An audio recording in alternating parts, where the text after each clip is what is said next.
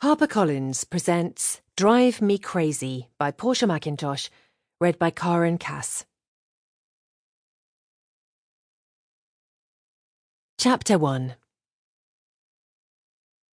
We should get up. Just 5 more minutes, I plead as I snuggle closer. 2 more minutes, he negotiates. Someone will be round with the post any minute. Do you want them to see us like this? Let them see, I gasp. I'm too happy to care. Of course I'm joking, and Will knows this. For 2 peaceful minutes we just cuddle up, naked in perfect silence. I have my head resting on Will's chest, gazing down at his bare stomach. He's starting to get a bit of a belly, the one a lot of men seem to develop as they approach the big 4-0. Will can't be blamed for letting himself go a little, though. As the managing director of his family's massive haulage company, he works tirelessly to keep the business running smoothly. I use a finger to trace lines on his body of where his 6-pack used to be. His heart is pounding, but the gentle rise and fall of his chest relaxes me, quickly returning my own heart rate to normal. I wonder what he's thinking right now. I often wonder what's going through his mind, and how often he thinks about me when we're not together. I'm starving, I say out loud, although I'm pretty sure I only meant to think it. You're always starving, he laughs. Sticking to the diet, though?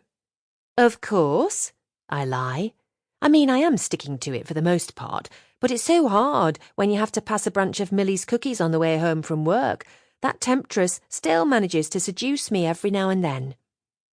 Conscious of the tummy he's developing, Will is on a health kick at the moment, and knowing how much I love my junk food, he suggested I might like to join him. I suppose I was a few pounds overweight, and maybe this was his tactful way of telling me, so I agreed to do the same. Oh, how I wish I hadn't now.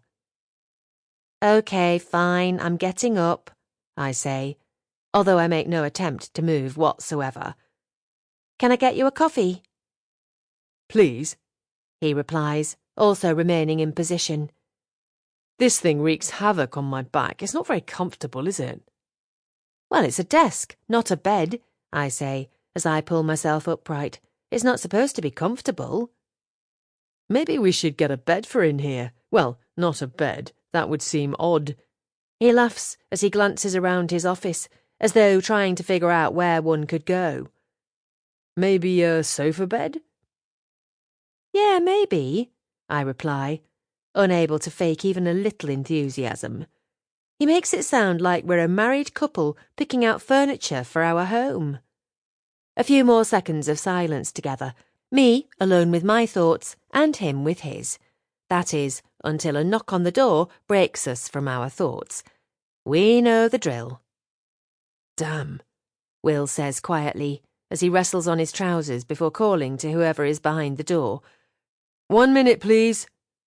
It's locked, right? I ask, as I hurry on my underwear, then my dress. Yes, it's locked, but that still makes us look bad. This isn't our first moment like this.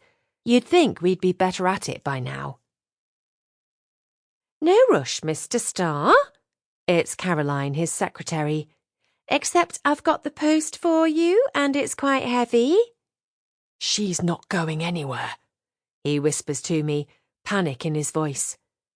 I exhale deeply. Being romantically involved with your boss is not all it's cracked up to be, especially when you have to keep your relationship a secret.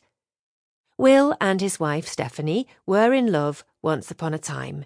They got married, had a couple of kids, but then, as Will moved through the ranks of the company, eventually reaching the top spot when his dad retired, they just fell out of love and decided to call it a day.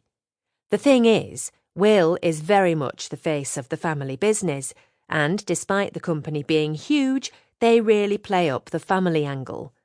Now that Will is in charge, they paint him as a good guy, a family man, so leaving his wife and 2 young kids simply because he didn't want to be with his wife anymore would not have painted a pretty picture. And in a way, Will was lucky that Stephanie agreed to pretend. Sample complete. Ready to continue?